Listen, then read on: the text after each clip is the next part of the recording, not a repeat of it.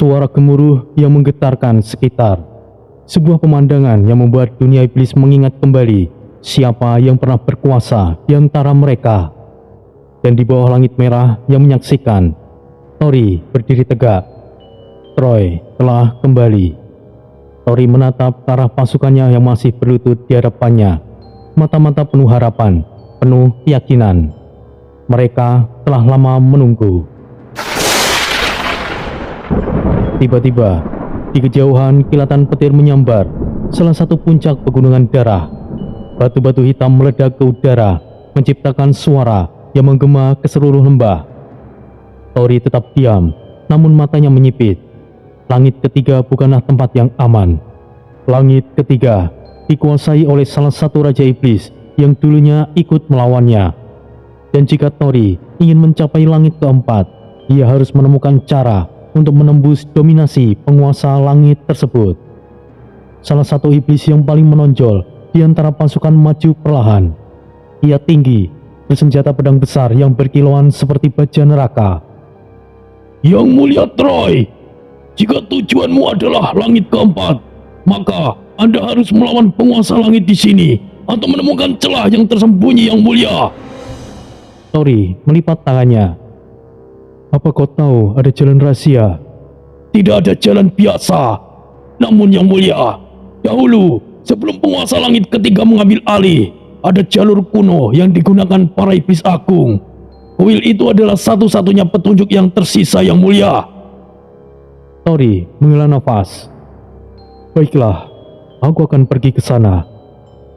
Namun, sebelum ia bergerak, penyihir yang sebelumnya menemani perjalanan mereka tiba-tiba berbicara. Yang mulia Troy, ini bukan hanya tentang menemukan jalur. Penguasa langit ketiga pasti sudah mengetahui kedatangan Anda. Jika Anda bergerak tanpa rencana, mereka akan memburu Anda, Tuan. Lodi menyeringai. Jadi kita harus bergerak diam-diam. Dan kalian harus cepat. Angin berdesir tajam ketika Tori, Lodi, penyihir, dan beberapa iblis elit meninggalkan pasukan dan mulai menuruni pegunungan darah. Jalan setapak penuh bebatuan tajam, udara kering berhembus, membawa bau kematian. Di kejauhan, bayangan makhluk-makhluk asing terlihat mengintai dari balik tebing. Mata mereka bersinar merah, penuh dengan kebencian. Tiba-tiba, tanah di depan mereka meledak, menyemburkan api hitam ke langit. Lodi mencabut tombaknya. Apakah mereka sudah tahu kita bergerak? Penyihir menggerakkan tangannya, menciptakan lingkaran sihir di udara. Cepatlah, kita tidak bisa berlama-lama di sini. Tori tidak banyak bicara.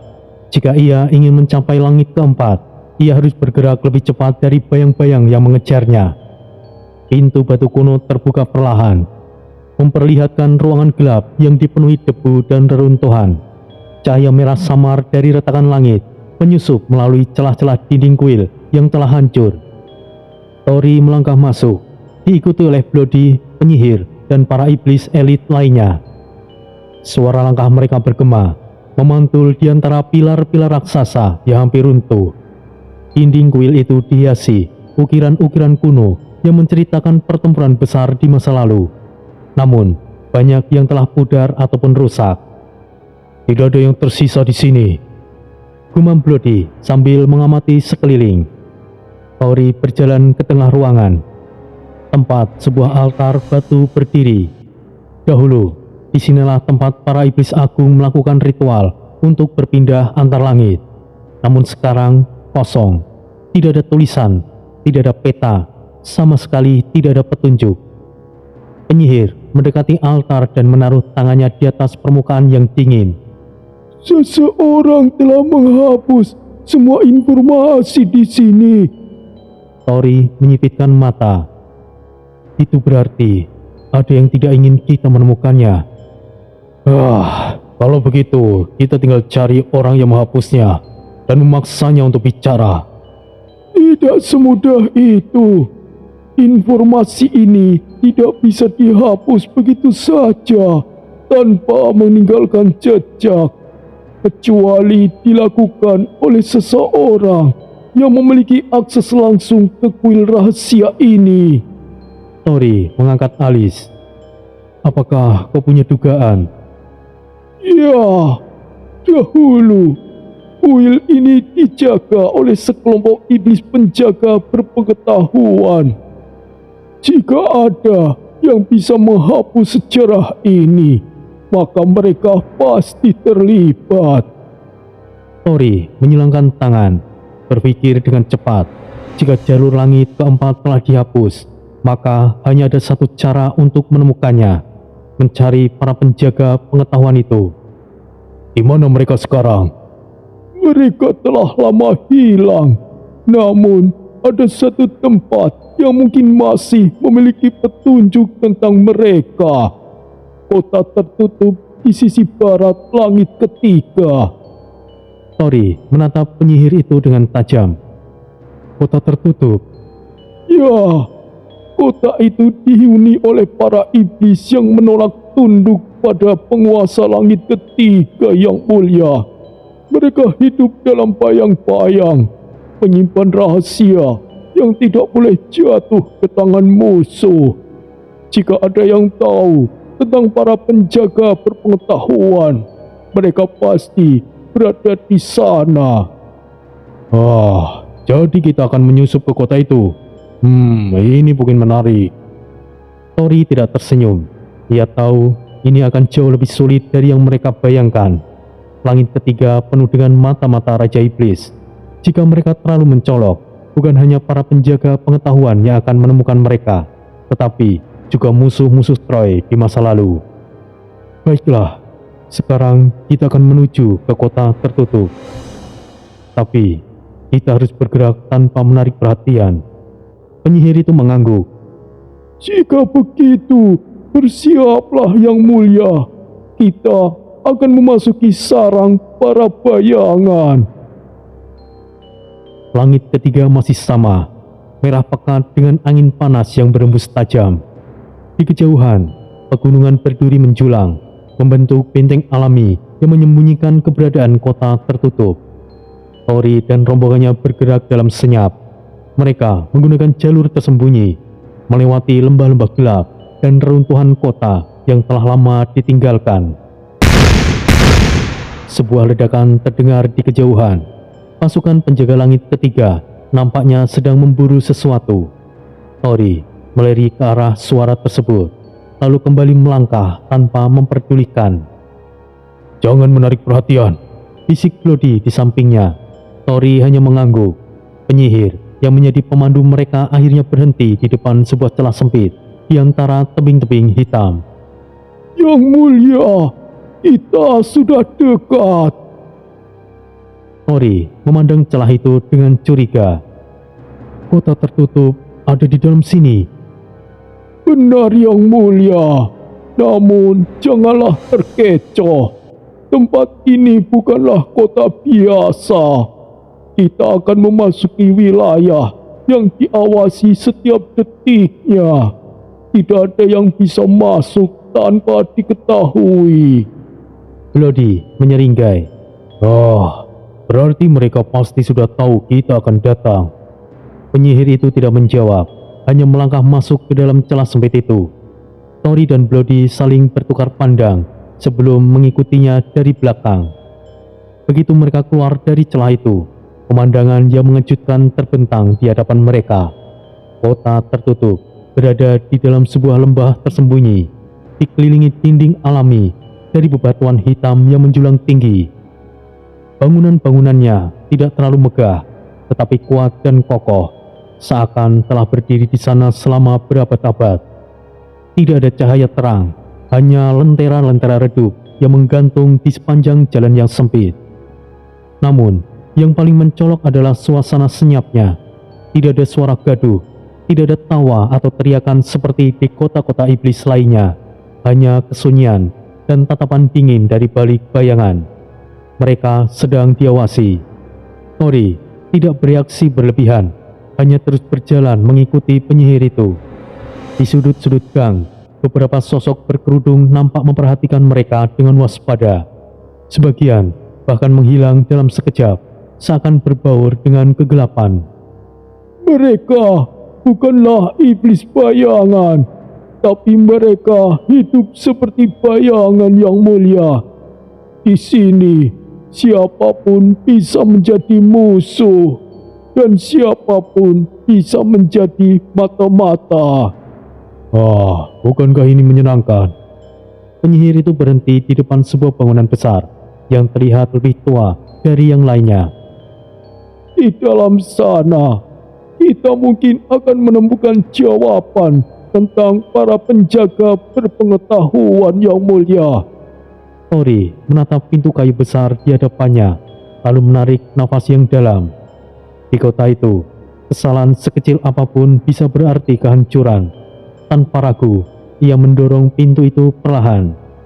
Mereka kemudian melangkah masuk ke dalam sarang para bayangan.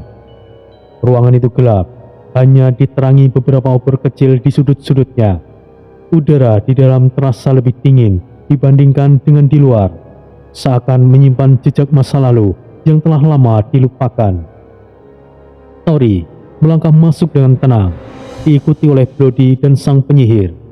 Di tengah ruangan, terdapat sebuah meja batu tua yang di atasnya tertata beberapa lembar perkamen kuno dan gulungan yang nampak rapuh dimakan waktu. Di sekelilingnya, beberapa sosok berjubah hitam duduk diam. Wajah mereka tersembunyi dalam bayang-bayang tudung. Kami telah menunggu kalian, ucap salah satu mereka dengan suara yang serak. Tori tidak menunjukkan ekspresi apapun. Jadi, kalian sudah tahu kami akan datang. Kami tidak tahu siapa kalian sebenarnya, tapi kami tahu bahwa suatu saat seseorang akan datang mencari kebenaran yang tersembunyi. Penyihir di samping Tori angkat bicara. Kami mencari petunjuk tentang senjata iblis Troy. Suasana tiba-tiba menjadi lebih sunyi. Salah satu dari mereka tertawa kecil. Suaranya terdengar seperti batu saling bergesekan. Senjata itu, kau kira kami punya jawabannya? Tori tetap diam, menunggu mereka melanjutkan.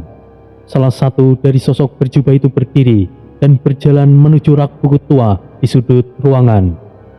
Dengan satu gerakan, ia menarik sebuah gulungan dan membawanya ke meja.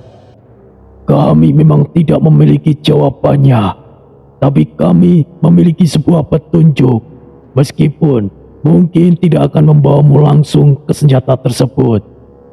Ia membuka gulungan itu perlahan. Nampak sebuah peta kuno. Di dalamnya ada banyak tanda dan garis yang menunjukkan lokasi-lokasi penting di langit ketiga. Namun, salah satu tanda mencolok berada di sebuah daerah yang dikenal sebagai kuil darah terlupakan. Apa ini? Sebuah tempat yang diyakini pernah menjadi salah satu tempat peristirahatan artefak Troy, jawabnya salah satu sosok berjubah. Namun, semua catatan tentangnya telah dihapus dari sejarah, dan mereka yang mencoba mencarinya tidak pernah kembali lagi. Tori menatap peta itu dengan dalam. Sebuah kuil kuno yang telah lama dilupakan. Bisa jadi itu hanyalah jebakan, atau bisa juga benar-benar menyimpan sesuatu yang berharga. Baiklah, aku akan ke sana, ucapnya pada akhirnya. Para sosok berjubah saling bertukar pandang sebelum akhirnya salah satu dari mereka berkata, Kalau begitu, kau harus hati-hati.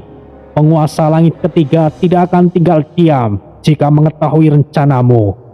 Tori menyeringai dengan tipis. Aku sudah menduga itu. Saat keluar dari bangunan, begitu mereka melangkah keluar dari gedung kuno itu, udara yang awalnya terasa tenang mendadak berubah tegang.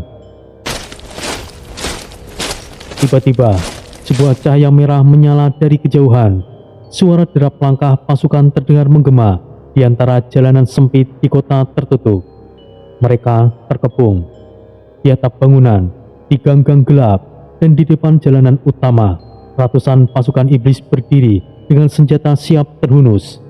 Di antara mereka, satu sosok besar dengan aura mengerikan melangkah ke depan. Sosok itu menggunakan zirah hitam berukuran simbol iblis dan mantel darah merah yang berkibar di belakangnya. Matanya berkilat seperti api neraka, dan sebuah tombak besar tersampir di punggungnya. Jadi, inilah orang yang telah membuat keributan di wilayahku. Suaranya berat dan penuh dominasi. Tori menatapnya dengan tajam. Ia tahu persis siapa sosok itu. Dialah penguasa langit ketiga, salah satu tangan kanan Raja Iblis yang dulu menjadi musuh bebuyutannya. Dan kini, jika Tori ingin melanjutkan perjalanan ke langit keempat, ia harus menggulingkan iblis itu dari tahtanya. Sosok yang berdiri di hadapan Tori bukanlah iblis sembarangan. Belial, sang penyembelih, salah satu jenderal tertinggi di bawah Raja Iblis musuh Troy. Ia adalah pemimpin kejam yang telah menaklukkan banyak wilayah di langit ketiga. Dengan zirah hitam legam yang dihiasi ukiran iblis kuno, serta mantel merah darah yang berkibar di belakangnya, Belial memancarkan aura menakutkan yang menekan seluruh area. Ia menyipitkan matanya ke arah Tori dan rombongannya, lalu berbicara dengan nada penuh percaya diri. Kalian bukanlah iblis biasa, namun aku tidaklah bodoh. Aku bisa merasakan sesuatu yang berbeda dari kalian. Tapi itu bukanlah masalah. Aku tidak peduli siapa kalian sebenarnya, selama kalian bersedia tunduk padaku. Tori tetap terdiam. Tawaran yang menarik, tapi kenapa kami harus tunduk padamu? Bloody menyahut dengan senyuman yang miring. Karena di sini akulah penguasa. Jika kalian berada di langit ketiga, itu berarti kalian berada di bawah kekuasaanku. Oh, kau mau kami menjadi anak buahmu? Bukan hanya sekedar anak buah. Aku bisa memberi kalian kekuatan, status, dan perlindungan. Kalian akan menjadi bagian dari pasukan elitku. Tapi, jika kalian menolak, kalian akan mati di tempat. Cincin darah iblis bereaksi. Tori mengangkat tangannya, memperlihatkan cincin merah gelap di jarinya. Cincin darah iblis Tori tiba-tiba bergetar, lalu memancarkan cahaya merah tua yang berdenyut seperti detak jantung. Energi yang mengerikan masuk ke dalam tubuhnya. Dalam sekejap, seluruh kekuatan Tori meningkat dengan drastis. Petir hitam menyambar di sekelilingnya. Angin berputar liar dan tekanan iblis yang luar biasa terpancar dari tubuhnya. Kau! Mata Belial membelalak melihat perubahan yang terjadi. Ia dapat merasakan aura itu sangat mirip dengan seseorang yang sudah ia benci sejak dulu, Dewa Iblis Troy. Namun, alih-alih ketakutan, Belial justru tertawa lebar. Jadi kau salah satu dari mereka, reinkarnasi Troy. Bagus, sangat bagus. Aku telah menunggu kesempatan ini.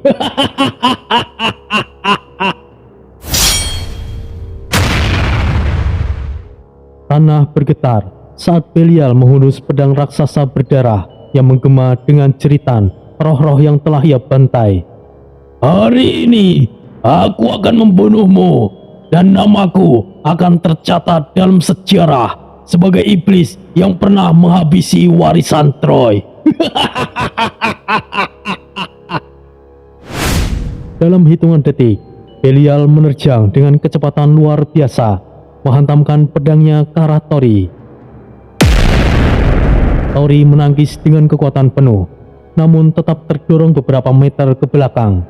Dentuman gelombang kejut dari serangan mereka menghancurkan bangunan di sekitar.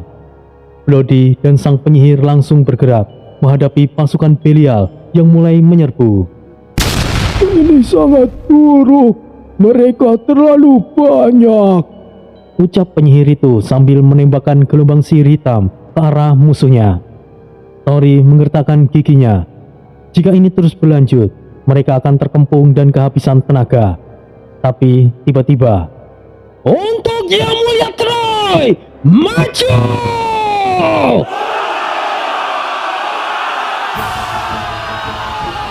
dari kejauhan, pasukan iblis setiap Troy akhirnya muncul. Ratusan iblis dengan bendera Troy berkibar di udara, langsung menyerbu ke medan pertempuran. Meskipun yang ditemui Tori saat itu hanyalah puluhan ribu, dari puluhan iblis itu masing-masing memiliki anak buah. Jadi kini pasukannya sekitar ratusan ribu. Hahaha, akhirnya kalian datang. Bloody tertawa lebar, melompat ke tengah pertempuran sambil menghantam kepala iblis musuh dengan kepalan mautnya. Tori tersenyum tipis. Sekarang, ini bukan lagi sekedar pertempuran biasa. Ini adalah perang besar di langit ketiga. Dentuman menggetarkan langit.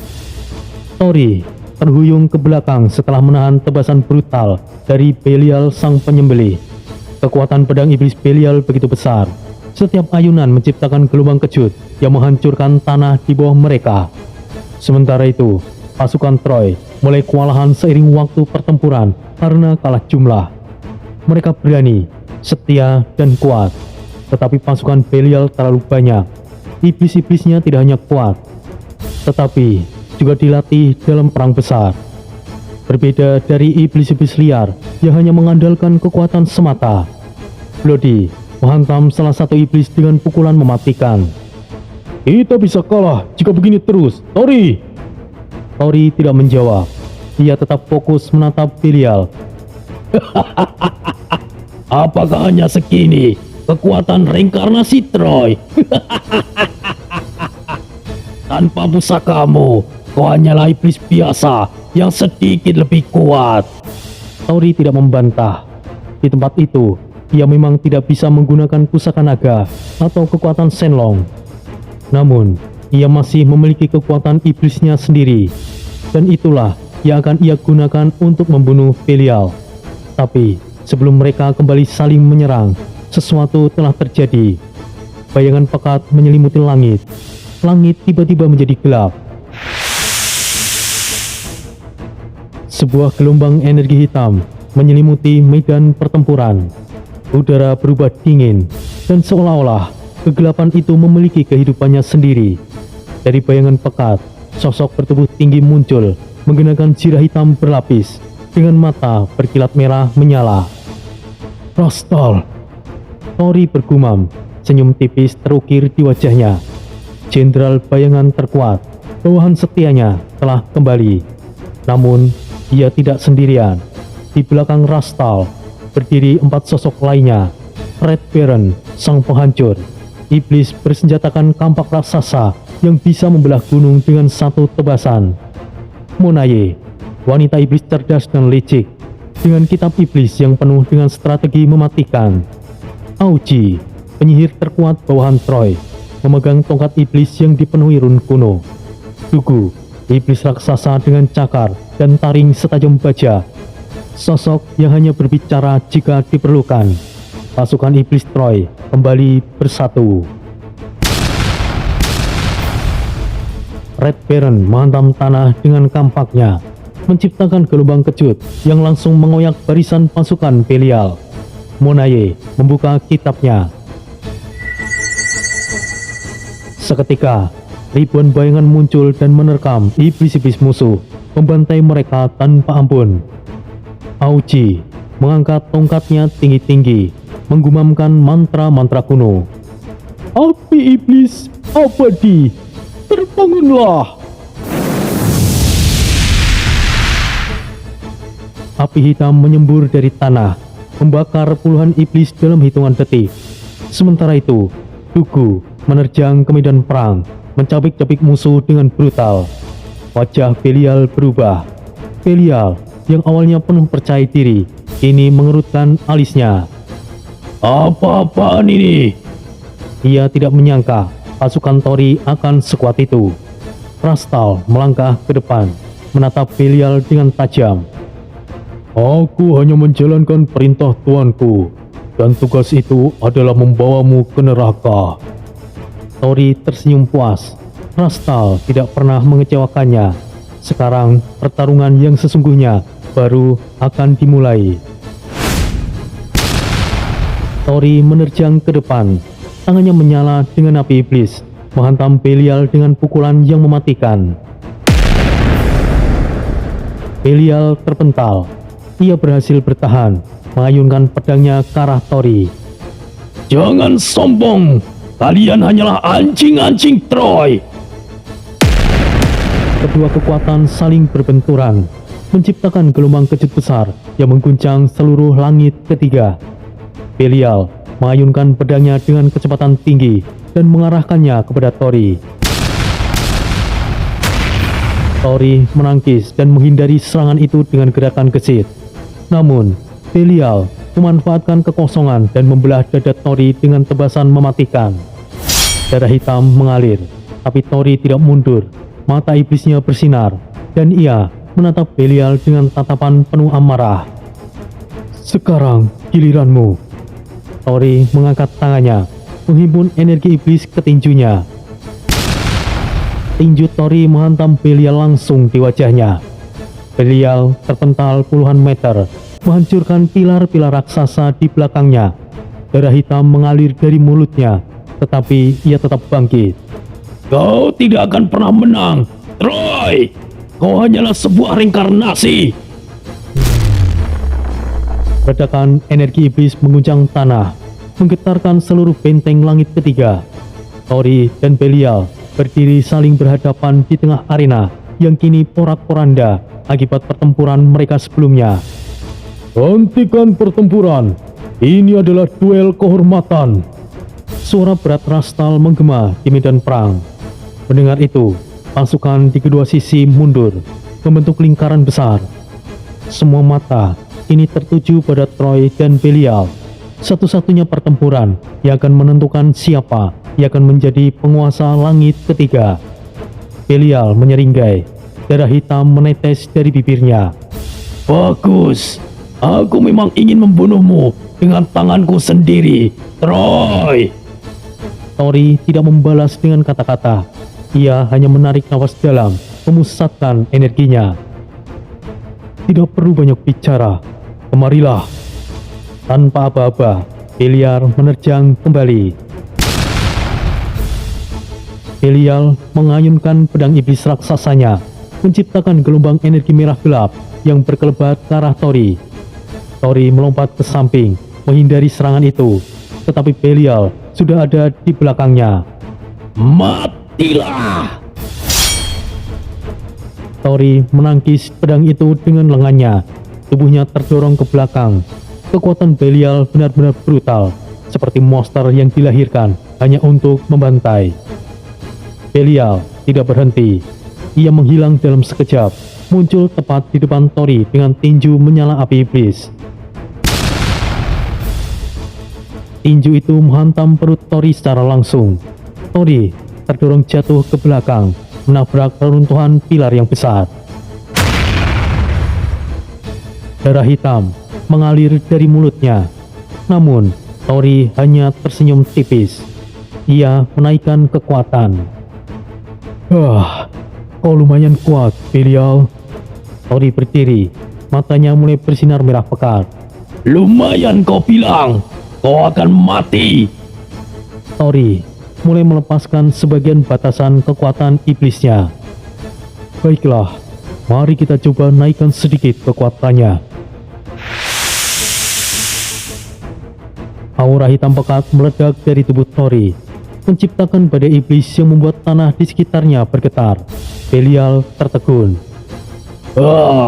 Akhirnya kau menunjukkan kekuatan aslimu, Belial juga meningkatkan kekuatannya. Sayap iblisnya terbentang, tanduk di kepalanya berkilauan, dan tubuhnya mulai mengeluarkan api iblis biru, tanda bahwa ia telah memasuki wujud tempur penuh. Mereka berdua menerjang bersamaan, menghilang dalam kilatan bayangan hitam.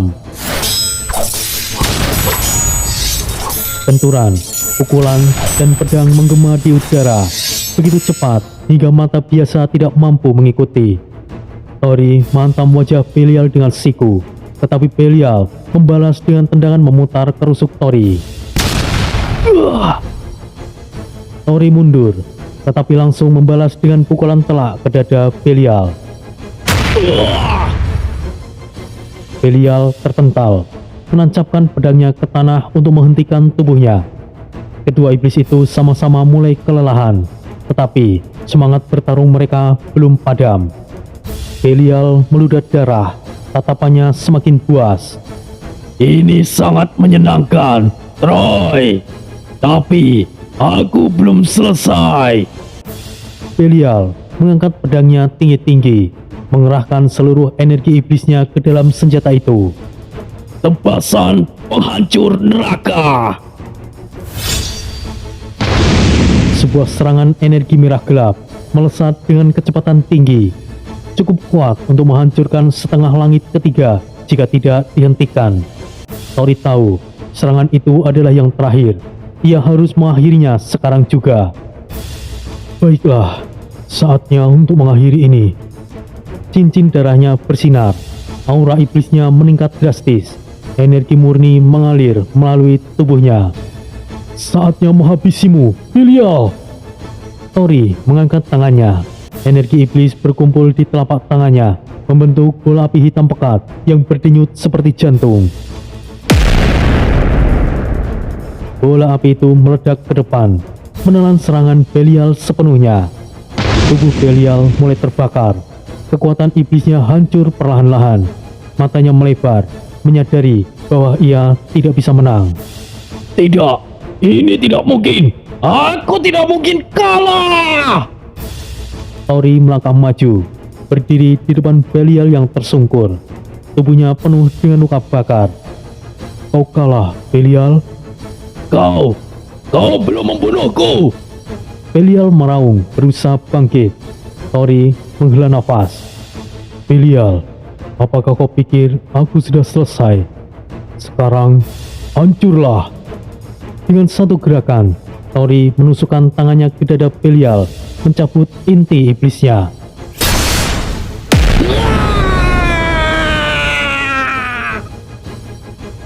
Belial menjerit kesakitan, tubuhnya meledak menjadi abu. Suasana langsung menjadi hening. Semua pasukan menyaksikan dengan mata tidak percaya saat tubuh Belial menghilang sepenuhnya. Tori berdiri tegak, matanya menatap seluruh medan perang. Ia telah menang. Rastal berjalan ke depan, berlutut di hadapan Tori. Langit ketiga, ini milikmu, tuanku. Satu persatu, pasukan iblis lainnya ikut berlutut. Selamat Yang Mulia!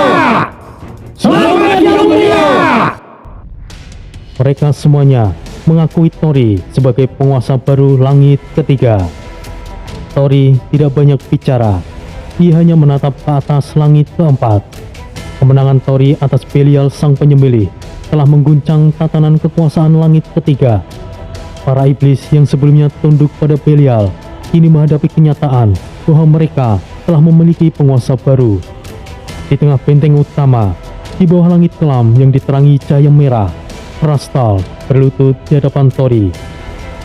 Tuanku, Anda telah menaklukkan langit ketiga, dan aku bersumpah untuk melaksanakan perintah Anda sampai akhir hayatku. Tori menatapnya tajam. Rastal adalah iblis bayangan terkuat yang paling setia kepada Tori di kehidupan sebelumnya. Sekarang, kesetiaan itu masih tetap tidak tergoyahkan. Tori mengangkat tangannya.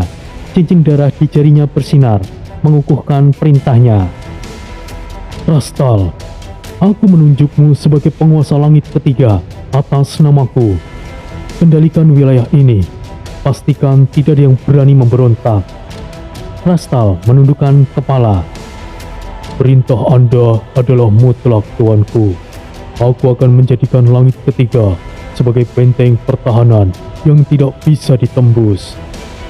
Tori kemudian beralih kepada Dugu, iblis besar dengan kekuatan yang luar biasa. Dugu, kau akan menjadi tangan kanan Rastal. Jaga ketertiban di sini. dan hancurkan siapapun yang berani membangkang.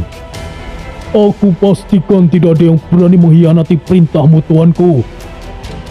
Kemudian Tori menatap para Scubus, sekelompok iblis yang lebih pandai dalam berpengaruh dan memanipulasi dibanding pertarungan. Kalian tidak akan berperang.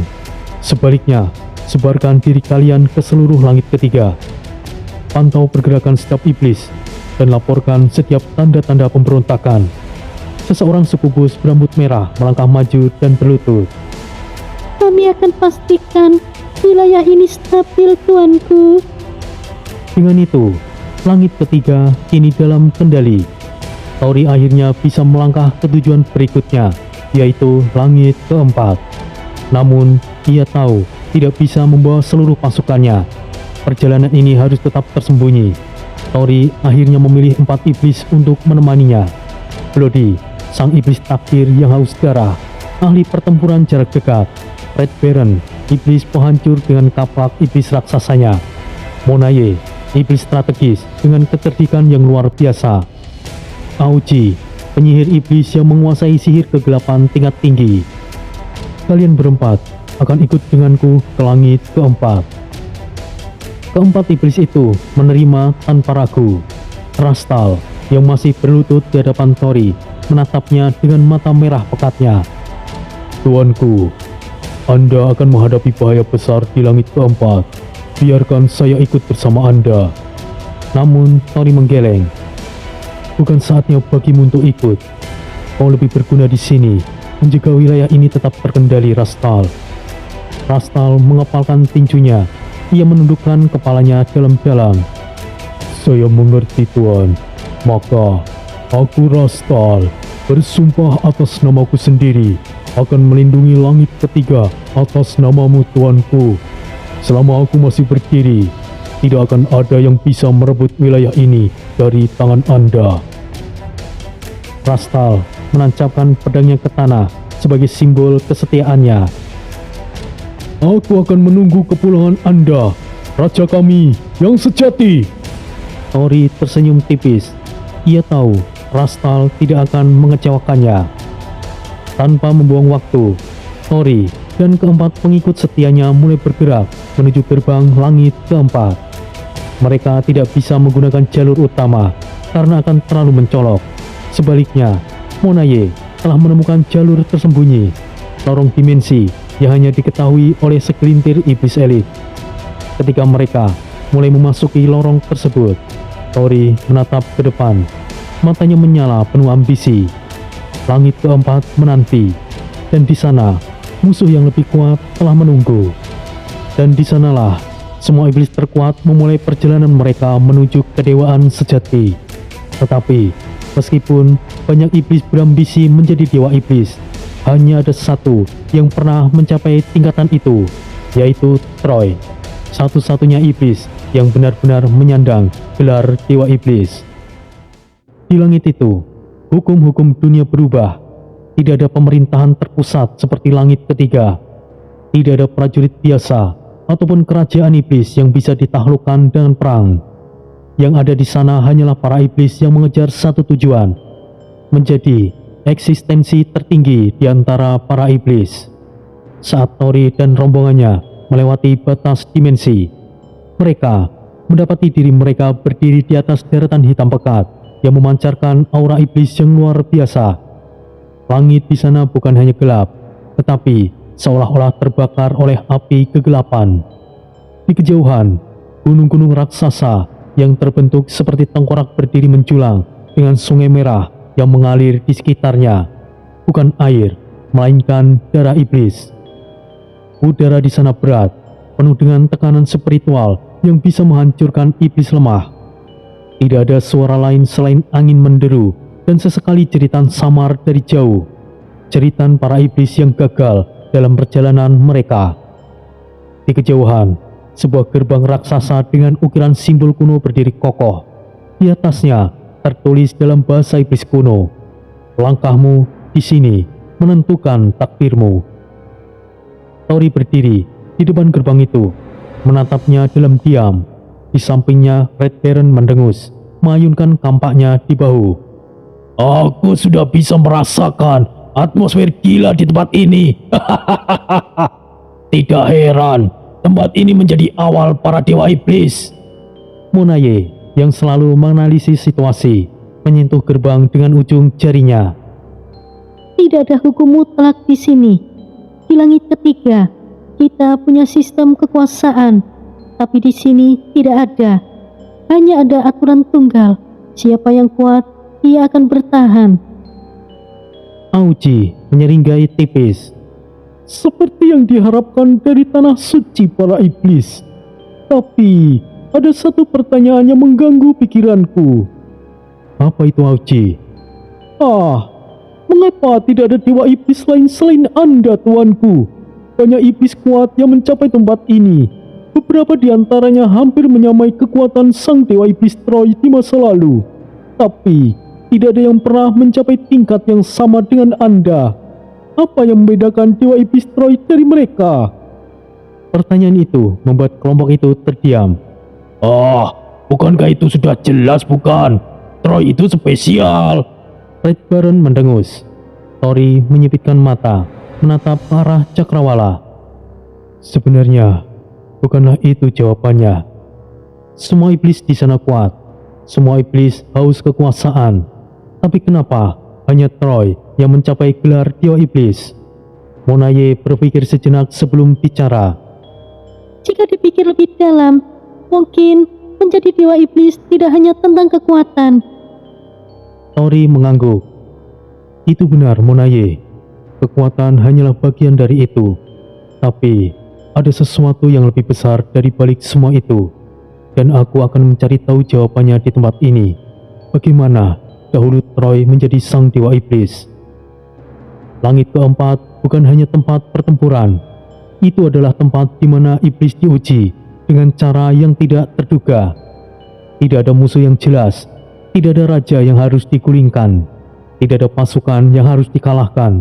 Namun, ada sesuatu yang bersembunyi di balik dimensi itu. Rahasia yang belum pernah terungkap. Dan Tori bertekad untuk menemukannya. Langit keempat tidak seperti yang mereka bayangkan. Berbeda dengan kekacauan dan dominasi perang di langit sebelumnya. Di sana, aturan jauh lebih terstruktur. Bukan berarti tempat itu damai, tetapi hanya iblis yang benar-benar layak yang bisa bertahan. Tidak ada ujian kekuatan ataupun perebutan kekuasaan seperti di langit iblis lain. Tidak ada pembantaian masif. Hanya ada satu tujuan bagi setiap iblis yang datang ke sana, menemukan jalannya sendiri menuju kedewaan iblis. Setelah memasuki wilayah itu, Tori dan rombongannya tiba di sebuah kota yang berbeda dari semua tempat yang pernah mereka lihat. Bangunan-bangunan raksasa terbuat dari batu obsidian hitam memancarkan aura iblis kuno yang penuh misteri. Jalanan tidak dipenuhi dengan prajurit ataupun pasukan penjaga, melainkan para iblis yang sibuk dengan urusan masing-masing. Beberapa mempelajari kitab-kitab iblis, yang lain berlatih di arena tertutup, sementara sisanya tenggelam dalam eksperimen atau ritual kuno. Di tengah kota itu berdiri sebuah monumen raksasa, memancarkan cahaya merah gelap dengan ukiran nama-nama para iblis yang pernah mencapai tingkatan tertinggi. Dan hanya ada satu nama yang bersinar lebih terang dari yang lainnya, yaitu Troy. Monaye menatap ukiran nama itu dengan ekspresi penasaran. Ini sangat menarik. Di langit-langit sebelumnya, mereka menyebut nama Troy dengan kebencian, tapi di sini namanya justru dipuja. Auji menyentuh permukaan monumen itu, merasakan energi yang bergetar di dalamnya. Mungkin karena di sini mereka memahami bahwa mencapai tingkatan dewa iblis bukan hanya sekedar perang dan kekuatan. Tapi aku tidak melihat ada dewa iblis lain selain Troy. Tori menyipitkan matanya. Karena tidak ada yang berhasil, Red Baron. Sebuah suara berat tiba-tiba menyela mereka. Ya, itu benar sekali. Mereka menoleh serentak. Di hadapan mereka berdiri seorang iblis tua, menggunakan jubah hitam panjang dengan tongkat bercahaya merah di tangannya. Tatapannya tajam penuh kebijaksanaan. Tidak ada yang berhasil, karena menjadi dewa iblis bukanlah tentang kekuatan semata, tetapi tentang sesuatu yang jauh lebih dalam, sesuatu yang bahkan para iblis di sini sekalipun belum memahaminya sepenuhnya. Tori menatapnya dengan tajam. Dan kau siapa? Namaku Asfran. Aku adalah penjaga pengetahuan di kota hitam ini. Jika kalian mencari rahasia tentang dewa iblis, maka kalian datang ke tempat yang tepat. Asfran membawa mereka ke dalam sebuah ruangan besar di dalam perpustakaan iblis. Di sana, gulungan-gulungan kuno dengan tablet batu bertuliskan bahasa iblis tersebar di setiap sudut. Ia menarik sebuah gulungan tua dan membuka isinya. Dewa iblis bukan hanya tentang kekuatan mutlak. Banyak iblis yang mencapai langit keempat dengan kekuatan yang luar biasa, tetapi tidak satu pun dari mereka mencapai tahap akhir, sebab ada satu syarat terakhir yang harus dipenuhi. Dewa iblis bukan hanya menguasai kekuatan kegelapan, tetapi juga memahami esensi dari keberadaan iblis itu sendiri. Dan hanya ada satu iblis yang pernah mencapai pemahaman itu. Dia adalah Troy. Suasana menjadi hening. Monaye mengernyit. Jadi, rahasia menjadi dewa iblis adalah pemahaman. Ya, itu benar. Tetapi pemahaman ini bukan sesuatu yang bisa didapat hanya dengan membaca ataupun berlatih. Ia harus ditemukan melalui perjalanan dan pengalaman yang benar-benar mengubah eksistensi seseorang. Troy menemukannya, tetapi tidak ada satupun yang tahu bagaimana ia melakukannya. Auci menyipitkan mata. Lalu, bagaimana caranya menemukan pemahaman itu? Itulah pertanyaan yang harus kalian jawab sendiri. Dan aku merasa kalian sudah berada di jalur yang tepat. Tori ini memahami satu hal. Perjalanan itu bukan hanya tentang mengalahkan musuh, bukan hanya tentang menguasai kekuatan iblis, tetapi juga tentang mencari jawaban yang bahkan Troy sendiri pernah mencarinya.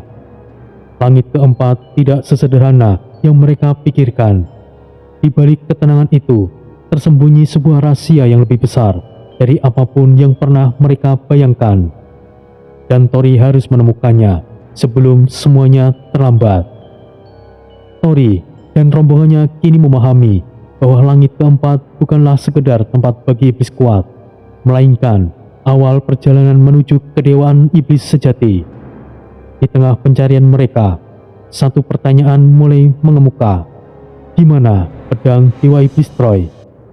Mereka telah menemukan cincin darah dan jubah dewa iblis, dua peninggalan Troy yang telah kembali ke tangan Tori.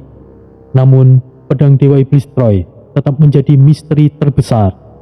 Tidak ada satupun di langit keempat yang menyebutkan keberadaannya. Bahkan, Asfran, sang penjaga pengetahuan, tidak memiliki catatan tentangnya. Setelah beberapa hari menjelajahi perpustakaan dengan arsip kota hitam, Tori dan kelompoknya menemukan sebuah ruangan yang tersegel di bagian terdalam perpustakaan. Monaye mengamati simbol di atas pintu. Ini bukanlah segel biasa, ini segel pribadi Troy.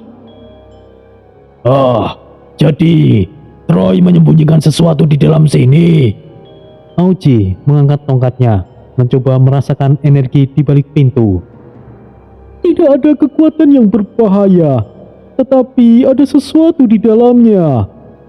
Tori tanpa ragu mengelurkan tangannya dan menyentuhkan cincin darah ke segel itu. Segel itu retak dan menghilang. Pintu perlahan terbuka, mengungkap sebuah ruangan kecil berisi altar batu. Di atas altar itu terdapat sebuah belati pendek dengan ukiran aneh di bilahnya. Tori mendekati altar itu. Belati itu nampak biasa saja, tidak memancarkan energi iblis yang luar biasa seperti pusaka lainnya. Namun, saat Tori mendekat, jubahnya bergetar dan cincin darah bersinar samar. Tori mengambil belati itu seketika, kilasan ingatan menghantamnya. Tori melihat dirinya dalam sosok Troy. Ia berada di tengah pertempuran besar di langit kelima, dikelilingi oleh iblis-iblis kuat yang bersujud di hadapannya. Di tangannya, ia menggenggam pedang besar berwarna hitam dengan cahaya merah membara, pedang Dewa Iblis. Namun, di tangan satunya lagi, ia menggenggam belati kecil dengan ukiran yang sama dengan yang kini dipegang Tori. Tori berbicara dengan suara yang berat. Pedang ini adalah kekuatan, tapi kekuatan tanpa kendali akan menghancurkan segalanya. Belati ini adalah penyeimbangnya. Tanpa keduanya, aku bukanlah Dewa Iblis sejati. Kilasan itu kemudian menghilang. Tori tersentak kembali ke realitas. Ia menatap belati di tangannya dengan pemahaman baru. Pedang Dewa Iblis tidak bisa digunakan begitu saja. Tanpa belati itu, pedang itu akan kehilangan keseimbangannya dan menjadi tidak terkendali. Monaye menyadari ekspresi Tori yang berubah. Kau melihat sesuatu, Tuan? Ya, ini bukanlah sekedar belati. Ini adalah kunci untuk mengendalikan pedang Dewa Iblis. Jadi sekarang kita tahu pedangnya tidak bisa digunakan sembarangan. Tapi tetap saja kita masih belum tahu di mana pedang itu. Tapi kita punya petunjuk baru. Jika belati ini ada di langit keempat, maka pedangnya pasti berada di langit yang lebih tinggi. Tori menatap ke atas, seolah bisa melihat ke langit berikutnya. Langit kelima, mungkin. Di sanalah kita harus mencari pedang Dewa Iblis. Dengan belati itu, Tori kini memiliki petunjuk baru tentang keberadaan pedang Dewa Iblis. Namun, untuk mencapai langit kelima, mereka harus menemukan cara untuk naik ke sana. Dengan rahasia itu, mungkin tersembunyi di suatu tempat di langit keempat. Langit keempat tidak hanya tempat awal bagi para iblis kuat, tetapi juga tempat penyaringan bagi mereka yang layak naik ke tingkat lebih tinggi. Dan disinilah perbedaan antara iblis biasa dan Dewa Iblis sejati terlihat dengan jelas. Untuk melangkah ke langit kelima, seseorang harus menunjukkan bahwa dirinya lebih dari sekedar iblis kuat yang hanya mengandalkan kekuatan brutal. Mereka harus memahami hakikat iblis sejati, memiliki pemikiran yang melampaui kekacauan, serta mampu mengendalikan diri, menguasai ilmu, dan memahami dunia lebih dalam.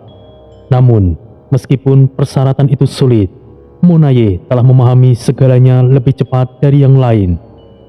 Di sebuah ruangan pertemuan rahasia, Monaye duduk dengan tenang di atas kursi batu. Di hadapannya, Tori, Bloody, Red Baron, dan Auji memperhatikannya. Aku sudah memahami apa yang dibutuhkan untuk naik ke langit kelima. Ucap Monaye dengan nada dingin namun penuh keyakinan.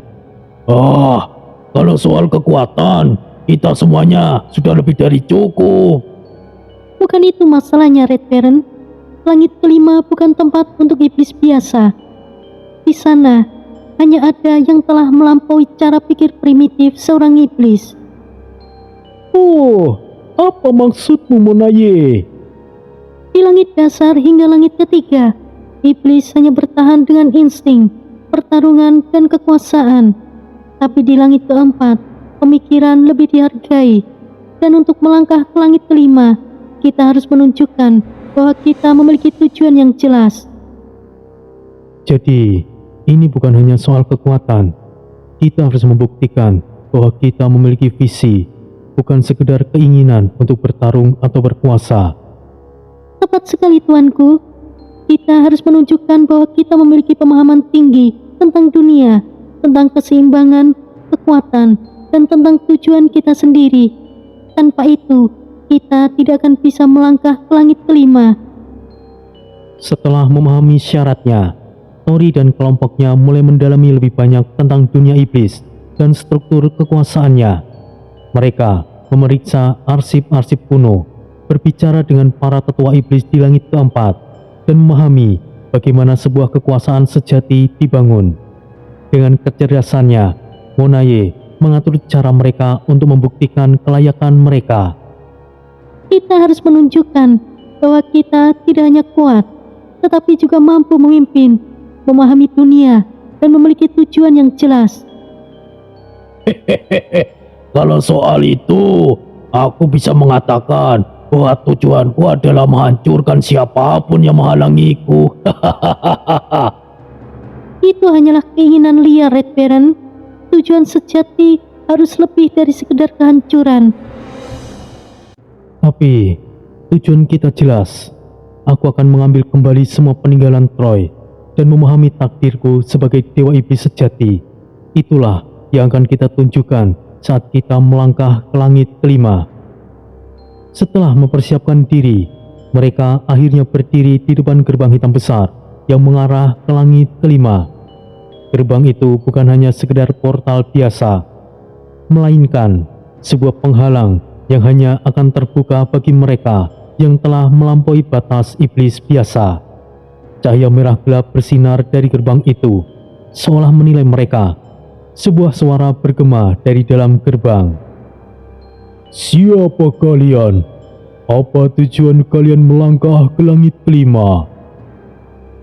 Aku adalah Tori, reinkarnasi Troy, Dewa Iblis sejati. Tujuanku adalah mengambil kembali peninggalan Troy dan mencapai pemahaman tertinggi tentang kekuatan Dewa Iblis. Suara itu terdiam sejenak, lalu beralih ke Bloody. Dan kau?